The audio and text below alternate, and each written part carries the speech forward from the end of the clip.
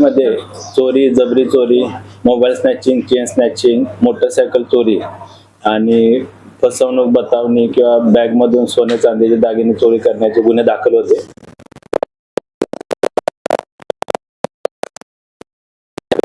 Police उपनिरीक्षक शिरसाट आणि त्यांची टीम करत होती, ज्यामध्ये त्यांनी एकूण 24 गुन्हे उघडकीस आणलेले आहेत, ज्यामध्ये एकूण 52 लाखाचा मुद्देमाल हस्तगत करण्यात आला आहे, ज्यामध्ये 32 तोळे सोन्याचे दागिने आहेत, 5 मोटरसायकल आहेत, एक फायर आर्म अग्निशस्त्र, एक राऊंड आणि चाकू असा मुद्देमाल जप्त करण्यात आलेला आहे, ज्यामध्ये 2 पुरुष आरोपी आणि 2 महिला आरोपी यांना अटक करण्यात आलेली आहे. यामध्ये एकूण 5 चेन स्नॅचिंग, 5 मोटरसायकल चोरीचे गुन्हे, 4 मोबाईल स्नॅचिंग, 1 फायर आर्म आणि इतर 9 चोरीचे गुन्हे असे एकूण 24 गुन्हे उघडकीस आलेले आहेत, ज्यामध्ये सईद खान आणि स्वप्नील माधवानी या 2 आरोपींना जबरी चोरी, मोबाईल स्नॅचिंग, चेन स्नॅचिंग मध्ये अटक करण्यात आलेली होती. या दोन्ही आरोपींवर पूर्वी सईद खानवर 12 गुन्हे आणि स्वप्नील माधवानी याच्यावर एकूण 10 गुन्हे दाखल आहेत. त्याचबरोबर सईद खान आरोपींचा पोलीस कोठडी आजपर्यंत आहे. त्याचबरोबर 2 महिला आरोपी, एक संगीता पिटकर आणि सुरेखा गायकवाड या सध्या न्यायालयीन कोठडीमध्ये आहेत.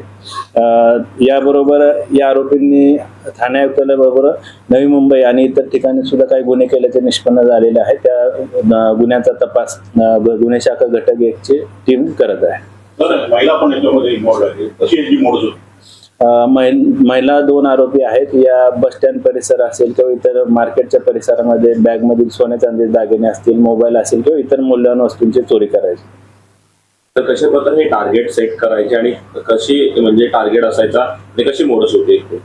हे जे सईद खान आणि स्वप्नील माधवानी आहेत हे जबरी चोरी करत होते, चेन स्नॅचिंग आणि मोबाईल स्नॅचिंग. त्याचबरोबर संगीता पिटकर आणि सुरेखा गायकवाड या गर्दीच्या ठिकाणी गर्दीचा फायदा घेऊन त्यामध्ये चोरी करतात.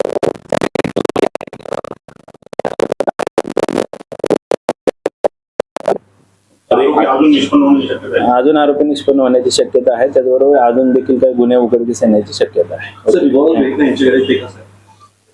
या आरोपीनं पुरी चोरी, जबरी चोरी, त्याचबरोबर मारामारी, खून, खुनाचा प्रयत्न असे 12 आणि 10 गुन्हे स्वप्नील आणि सईद खानवर दाखल आहेत. त्यामध्ये त्यांनी यापूर्वी चाकू, त्याचबरोबर इतर शस्त्रांचा देखील वापर केलेला आहे. त्यांच्याकडून हा अग्निशस्त्र, फायर आर्म जप्त करण्यात आले.